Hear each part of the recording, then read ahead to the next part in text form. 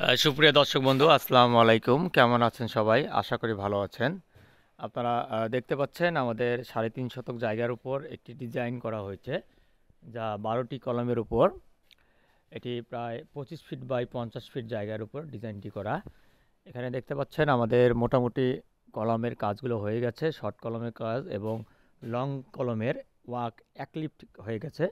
আপনারা অবশ্যই মনে রাখবেন, কাজ করার সময় খেয়াল রাখবেন যে কলমগুলো কখনোই একবারেই ঢালাই করবেন না, একদম ২ লিফটে ঢালাই করবেন। এটি ৫ ফিট ৫ ফিট করে ঢালাই করবেন। এবং আমাদের দেখতে পাচ্ছেন গ্রেড বিম হয়ে গেছে। গ্রেড বিমের যে এখানে সাইজ ছিল ১২ inch by ১২ inch. Grade beam হওয়ার পরেই, শর্ট কলম হওয়ার পরেই দেন উপরের যে পিএল বা প্রিন্ট লেভেল যে ফ্লোর গাঁথুনি রয়েছে ১০ ইঞ্চি, সেটি গাঁথুনি আমরা সম্পূর্ণ করেছি, আপনারা দেখতে পাচ্ছেন। এদিকে মোটামুটি আমাদের রোড লেভেল থেকে আমরা প্রায় ৩ ফিট এই গাঁথুনি হাইট করেছি, দেখতে পাচ্ছেন চারদিকে। এবং এই ভিতরে যে অংশটা দেখতে পাচ্ছেন, ভিতরে এই অংশের মধ্যে আমাদের ভেডি বালু বা বালু ভরাট হবে। বালু ভরাট হওয়ার পরেই যে আমরা ফ্লোর করব, এবং ফ্লোরের পরেই দেন উপরে আমাদের যে ১০ ফিট কলমের হাইট হবে সেটা হয়ে যাবে।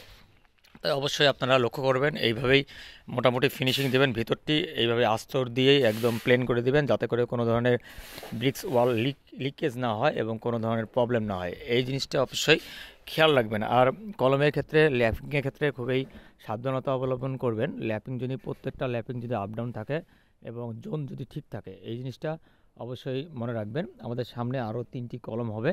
কলম হওয়ার পরেই দেন আমরা আমাদের যে ১২টি কলম, এই কলমটি সমন্বয়ে গঠিত।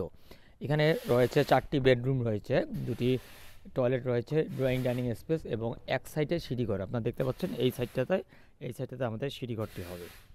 এই হলো আমাদের ডিজাইনটি। এখানে মোটামুটি আমাদের নিচের কাজগুলো হয়ে গেছে। ইনশাল্লাহ উপরের কাজগুলো করার আমরা চিন্তাভাবনা করতেছি।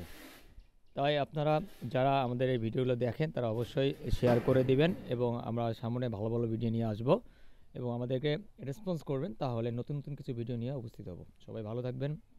আল্লাহ হাফেজ।